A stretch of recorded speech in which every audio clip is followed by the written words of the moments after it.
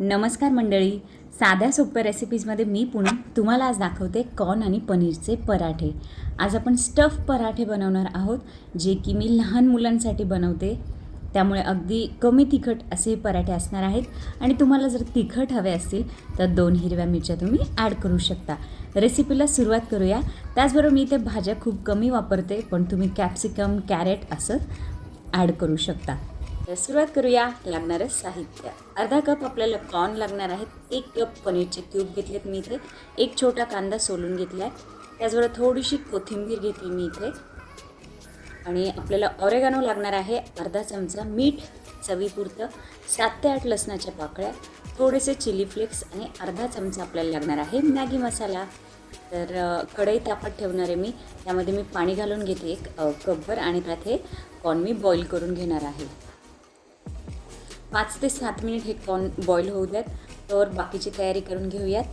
चॉपरमध्ये लसूण, कांदा आणि कोथिंबीर हे छान बारीक करून घेतले मी आणि हे वाटण मी आता वाटीत काढून घेते आहे। त्याचबरोबर आपले कॉर्नही छान बॉईल झालेत, त्यातलं पाणी काढून आणि थोडेसे थंड करून हे सुद्धा आपण चॉपरमध्ये घालून घेऊयात आणि 5 मिनिटासाठी चॉपरमध्ये हे बारीक करून घेऊयात।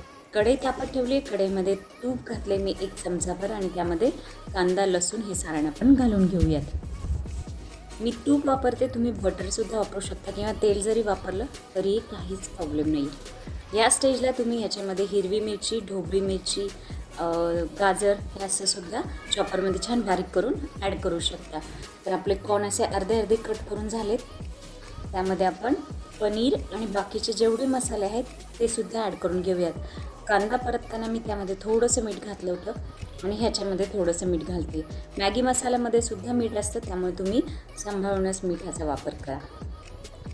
त्याचबरोबर तुम्ही जर ह्या पराठ्यांमध्ये चीज ॲड करणार असेल तर मिठाचं प्रमाण आणखी कमी करा, पण मी ते चीज नाही वापरणार आहे।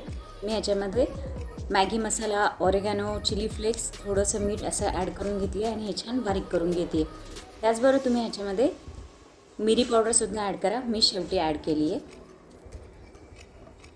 तर कढईमध्ये कांदा छान परतून झाला आहे, त्यामध्ये आपण हे सारण घालून घेऊयात। पनीर असल्यामुळे ह्या सारणाला थोडंसं पाणी सुटतं, तर 5 ते 7 मिनिट बारीक गॅसवर हे परतून घ्या, जेणेकरून सगळं पाणी सुकेल असं घट्ट होईल हे सारण आणि आपल्याला पराठे बनवायला सोपे जातील। ह्याच्यामध्ये आपण चिली फ्लेक्स, ऑरेगानो, मिरी पावडर असं सगळं टाकतो आहे, म्हणजे हे थोडेसे इटालियन स्टाईलमध्ये पराठे बनतील। आपण नॉर्मली चपाती बनवण्यासाठी जे पीठ घेतो ना, कणिक भिजवतो ना, त्याचीच मी इथे पोळीच्या साईजची पोळी आणि त्याच जाडीची पोळी बनवून घेतली। तर त्यामध्ये मी आता सारण भरून घेते आहे।